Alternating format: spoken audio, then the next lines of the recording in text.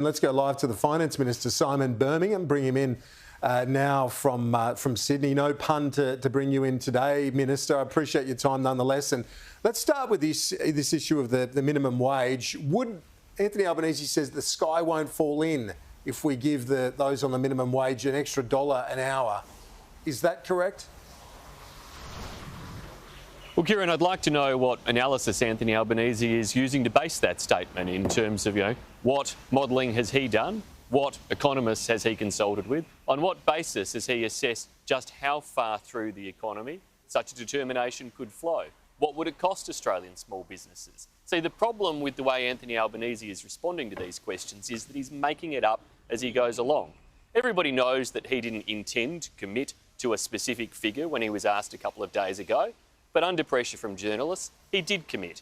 Now, the risk for Australians in that is that to have a potential Prime Minister who makes it up as they go along has implications for markets, for small businesses, for people right across this country.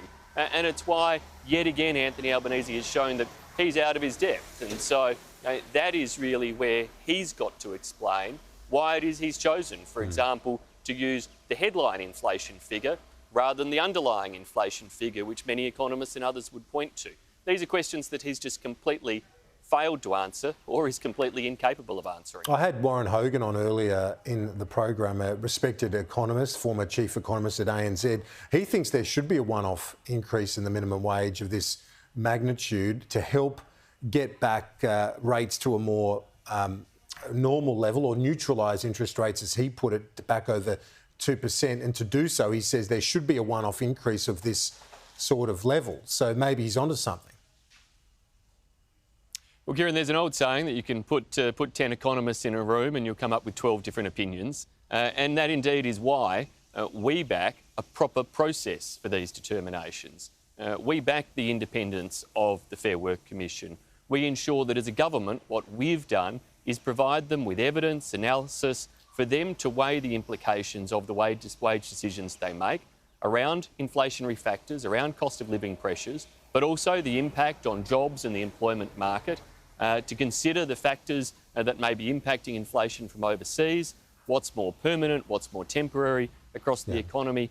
It's why you go through a proper process on these matters. And now Anthony Albanese hasn't gone through a proper process, and it's why Labor are now struggling to answer the detailed questions of whether or not this thought bubble from Anthony Albanese would actually constitute a formal submission to the Fair Work Commission if they're elected.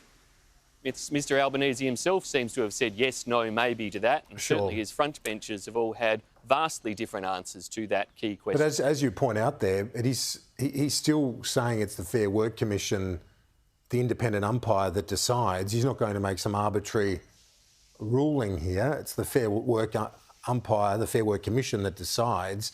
And in that context, isn't this going to be a popular message? He's selling to people, saying, look, I think you should have a pay rise.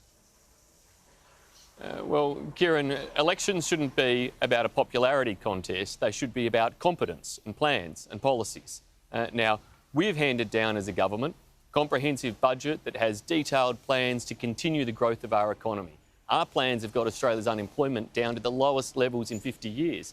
Our plans have kept inflation in Australia at much lower rates than comparable nations. Our plans have kept interest rate increases in Australia lower than comparable nations. Our plans are delivering, and during this election campaign, we've built on the budget that we handed down, the modelling of which has been fully verified independently by Treasury and Finance in their pre-election fiscal outlook, and we've built on that by releasing a bunch of policies, 22 of which we have sent off for independent costing and verification, which has gone through again the Treasury and Finance process. They have published independently their assessment of our policies. And yet you know how many such processes the Labor Party's gone through with their policies? Zero. None. They haven't been able to front up in relation to providing any confidence around their plan. And so it's little wonder then that Anthony Albanese struggles to answer questions, struggles to give detail, because he hasn't done the proper work in structuring their policies or their plans. Rising rates, inflation is high. What is your plan to put downward pressure on those?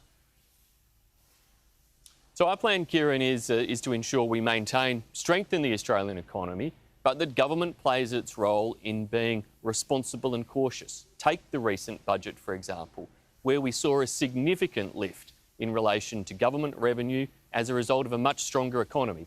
Business profits were up, the number of Australians in jobs were up, the number of taxpayers were up, and that even though we'd cut taxes, we had a situation where we had more people contributing to the revenue base. But the vast majority of that tax lift that we received as a government, we put towards reducing the size of deficits. The biggest improvement in a budget bottom line in more than 70 years, $103 billion reduction in deficits compared with what had been projected. That's the type of sensible action that a government that knows how to manage money can take, and it contrasts with the Labor Party, who during this campaign have announced both on budget and off budget and a range of other areas. What's the plan? I mean, that's the past. What's the plan? Well, Kieran, the budget is actually about setting out the next 4 years, and it showed how indeed we were reducing the rate of that deficit over that 4 years and into the medium term. The only plank to the plan is just grow the economy, that's it. Oh, well, Kieran, within that, we also outlined cost of living relief for Australians, continued details around our lower tax agenda, that if we're re-elected in the next term, Australians can look forward to stage 3 of our income tax reforms that will ensure around 95% of Australians pay no more than 30 cents in the dollar top marginal tax. That means that they receive more take-home pay. Disposable income for them goes up. We've put that clearly out into our plans. We've always been committed to it because there are reforms. The Labor Party's had to be dragged kicking and screaming to reluctantly agree with those types of reforms. And finally, the launch this weekend, the polls all have you heading for defeat. Obviously, the Prime Minister defied those odds last election. What needs to happen at the campaign launch this Sunday, in your view, to set the coalition on a trajectory to win next week? Kieran, we'll continue to reinforce our comprehensive plan for the future. Our plans around lower taxes I was talking about, including for small businesses, to incentivise small businesses to do more in relation to investing in skills, investing in technology. Our investments through our modern manufacturing strategy that are helping to grow new industries across the economy.